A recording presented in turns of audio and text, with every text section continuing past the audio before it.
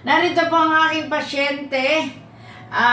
Bago to, kaya siya magsasabi kung anong nangyari. Pangalan, taga saan, anong naramdaman, after ng therapy, anong naramdaman niya. Sasabihin niya kung bakit siya napunta. Sige. Ako po. Ako po si Lydia Ballesteros, taga-Sabang Pila, Taytay Rizal.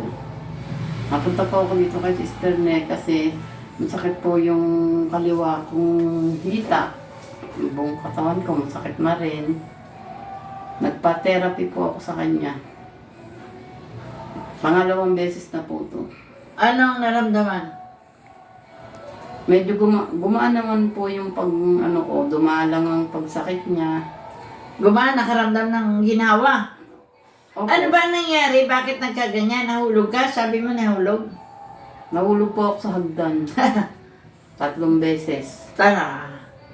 Nahulog sa gan 3 beses? 3 beses ako nahulog. Hindi naman yun sa isang araw. Mga, siguro 1 linggo, dumaan, 1 buwan, nahulog na naman ako. Basta ito, pangatlong hulog ko na itong huli. Nung nakarang buwan. Pa-check up ako sa doktor. Hindi naman nakukuha ng mga pain reliever. Masakit pa rin. Para kang hihimatayin pag masakit.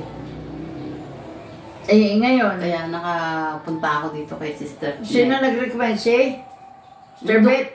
Si Sister Beth. Nagsabi Kasi na, ito po ay mananahi, magaling manahi ng kurtina. Oo, magaling yan. Very talented.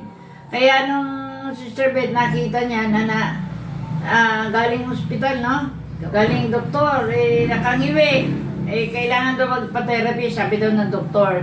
Kaya nirecommend dito. Kaya nung nakita ko, dahil sa kanyang pagkahulog sa napabagsak, nakaupo, yan ang ininda niya dito. Lahat ng left connecting hanggang dito sa kaliwa. Hita na. Yun yung hita. Kumusta ngayon yung hita mo? okay na siya kasi Yan. mga mga 2 araw na hindi pa sumasakit. No, huwag mo na hintayin sakit. Dalawang araw. Wag na. Praise the Lord. Kasi Amen. masakit eh. Amen. Para Ibig sabihin, makakalimutan mong kasama mo sa bahay. Masakit. Amen. Kaya yun, pagka may yung crystal herbal oil mo, lagi mo kahit hindi masakit, hagurin mo pataas, pati balakang, ay huwag mo lang babasagin ng bote. Kasi Medicate. malaking bagay po yan, no? Kaya guys, ano masasabi mo kay El Shaddai? Nagpapasalamat ako na lagi niya akong hinihila yata dito. Amen. Amen. So, Kaya nung unang araw ko, kaya ako naiyak. Kasi habang nanonood ako ng kumakanta, parang naiisip ko, parang sabi ko, para akong laging hinihila dito kung sa El Shaddai na to.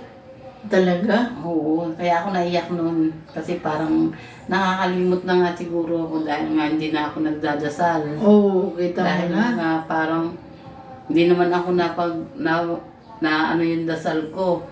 Hindi Ay, parang naririnig. nung lunes na yun, parang kaya ako naiyak. Kasi parang pinapalo pala ako. Kasi nakakalimot may ako. conviction. Oo. Kaya ako nung araw na yun, naiyak. Naiyak kasi Maski dun sa upuan ko, nag-iisip na ako.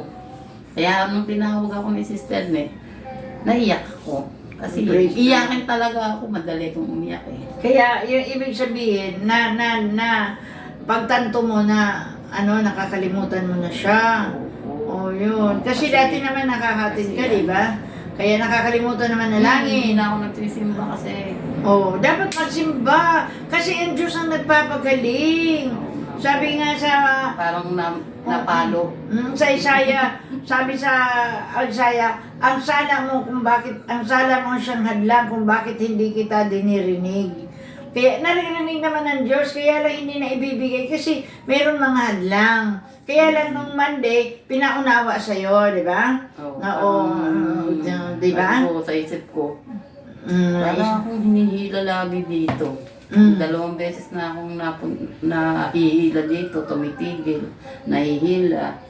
Ayun, ewan ko siguro. Kaya ngayon, Nakakalimot na kasi. ang ako hirap magdasal. kasi ng pain ng kasi matindi ang sakit ng... Pag may masakit, tsaka ka lang makakaalala.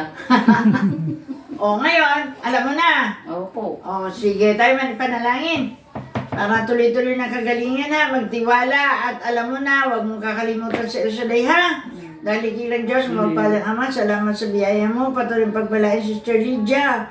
Ngayon at pagtanto niya na ngayon ay panahon na siya ilalapit na sa iyo at magsisimba na pag Sunday para yung kanyang nararanasan na kagalingan ay tuloy-tuloy na. Pagkat alam namin Panginoon, ang lahat ng bagay pinangyari, mayroon kang layunin.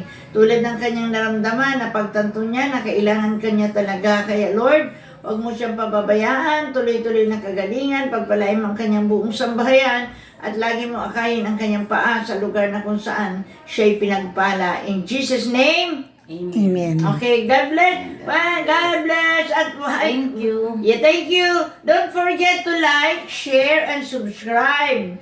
And click the bell icon for the updates of the new videos. Bye. Hi guys.